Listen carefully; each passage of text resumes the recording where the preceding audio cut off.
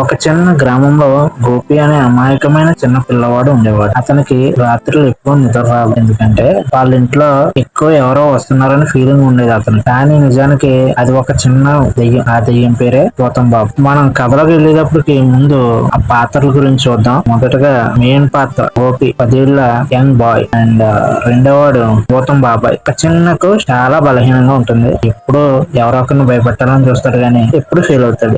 గోపి రాత్రి నిద్రపోతూ light of చేశాడు. ఒక దెయ్యం వాయిస్ వచ్చింది. అప్పుడు ఆ దెయ్యం నేను భూతాన్ని అన్నది. గోపి భూతమా ఎక్కడి నుంచి వచ్చావురా నువ్వు అన్నాడు గోపి. అప్పుడు భూతం తడబడుతూ అది సిగ్నల్ తడిచి తప్పుగా మీ ఇంటికి వచ్చానయ్యా, వెళ్ళిపోతానులే అన్నాడు. రా, నీకు మిల్క్ షేక్ తాగిస్తా. భూతాలు కూడా చల్లగా ఉండాలి కదమ్మయ్యా అన్నాడు గోపి. అప్పుడు గోపి స్కూల్ బ్యాగ్ తీసుకుని గోపిని భయపెడదాం అనుకున్నాడు మనం భూతం బాబు. కానీ పని అవ్వలేదు. ఎందుకంటే గోపికి తెలుసు భయపెట్టే మిషన్ ఫెయిల్ అయిన భూతం బాగా నిరాశపడింది. పాపం భూతం బాబు కొంచెం దిగాలుగా ఫెయిల్ అవుతాడు. అప్పుడు గోపి భూతం బాగా ఫ్రెండ్స్ అవుతారు. ఇద్దరు గ్రామంలో ఫస్ట్ స్టంట్స్ చేస్తారు. అప్పుడు కుక్కలకు సన్ గ్లాసెస్ పెట్టి ఫ్యాషన్ షో కూడా చేయిస్తాడు గోపి. ఆ తర్వాత పాత బోర్వెల్లో గాలి ఉదించి దెయ్యం శబ్దం క్రియేట్ చేస్తాడు గోపి. ఆ శబ్దాన్ని విన్న గ్రామస్తులందరూ వెంటనే పరిగెత్తు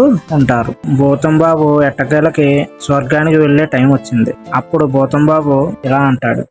నా పనితీరు అయిపోయింది, నేను స్వర్గానికి వెళ్ళాలి గోపి అన్నాడు భూతం. గోపి ఏడుస్తూ ఎందుకు వెళ్ళిపోతావు అంత వేగా అన్నాడు గోపి. సరే, స్వర్గంలో కూడా సిగ్నల్ ఉంటే వాట్సాప్ లో పింగ్ పంపు అన్నాడు గోపి. భూతం నవ్వుతూ అదృశ్యం అవుతుంది.